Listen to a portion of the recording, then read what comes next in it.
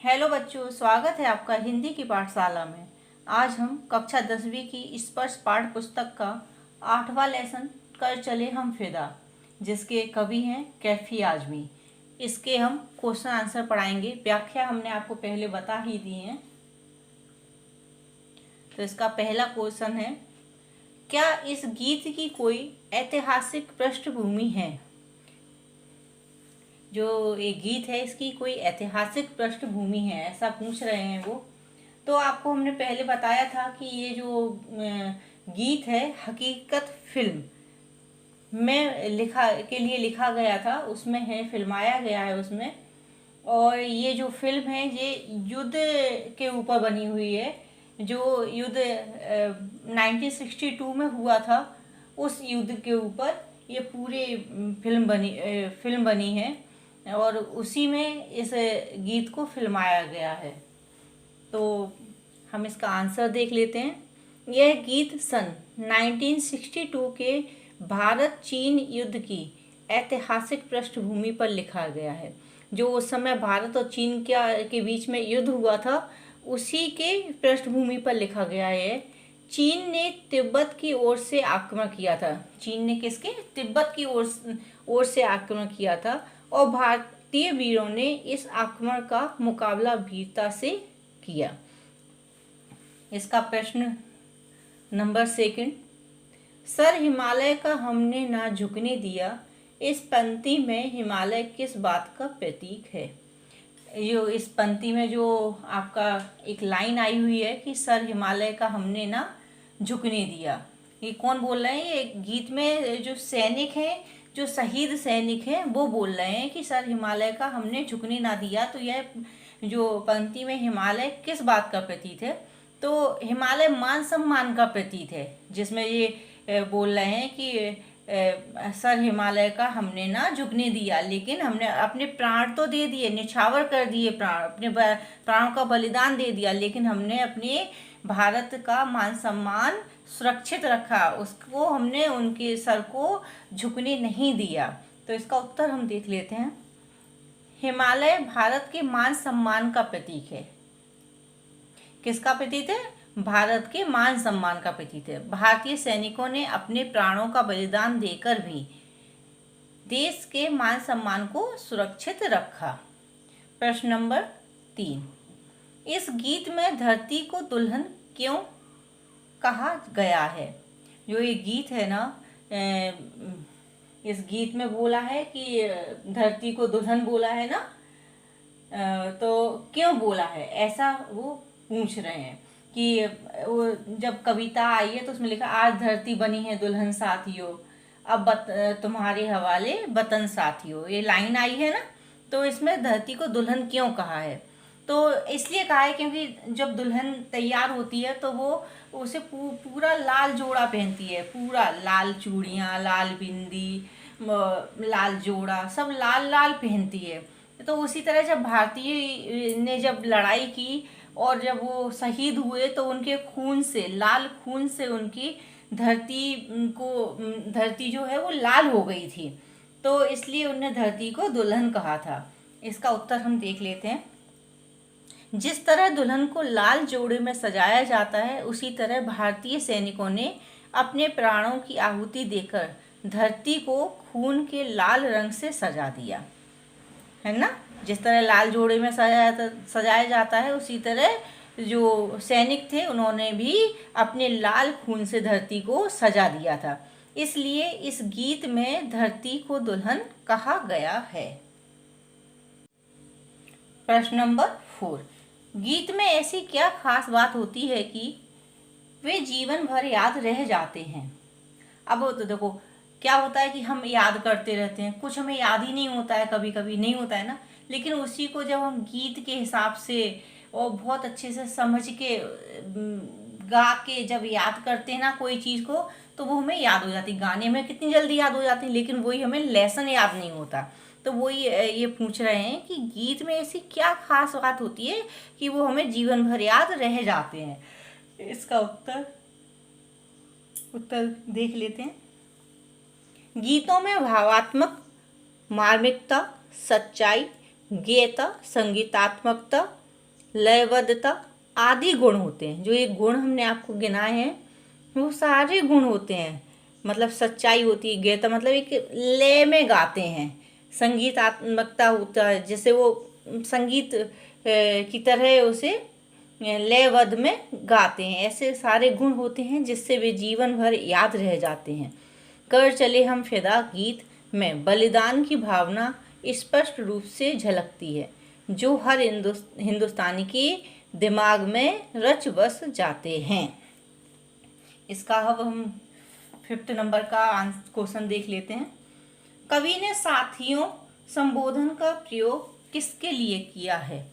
जो इसमें कविता में उन्होंने बोला कर चले हम फिदा जानो तन साथियों, तो ये साथियों शब्द का संबोधन किस मतलब जो संबोधन का प्रयोग किया है, शब्द का प्रयोग किया है, किसके लिए किया है? तो आपको पता है ना वो किससे कर रहे हैं। पूरी अगर आपने कविता और हमने जो आपको उसके पूरा अर्थ समझाया है, व्याख्या समझाई है, अगर आप उसे आपने अच्छे से समझा होगा, सुना होगा, तो आपको इतना तो समझ में आ गया होगा कि उन्होंने कवि ने साथियों शब्द का प्रयोग अपने सैनिक साथी और देशवासियों के लिए किया है। चलो अब हम इसका उत्तर भी देख लेते हैं।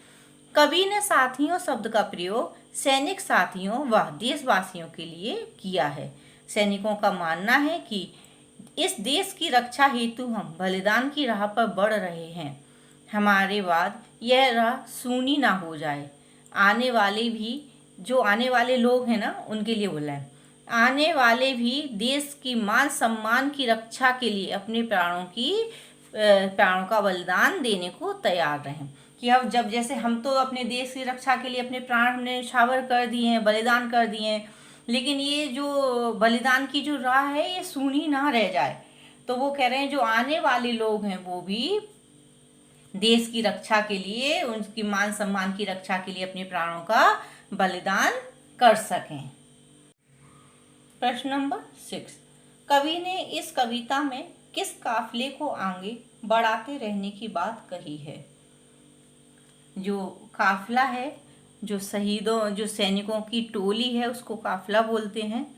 तो कवि ने किसको बढ़ाने की बात कही है? सैनिकों ने टोली को, ठीक है, जो सैनिकों की टोली है ना उसको आगे बढ़ाने की बात कही है। किस तरह से कही है अब हम आपको उत्तर में बताते हैं।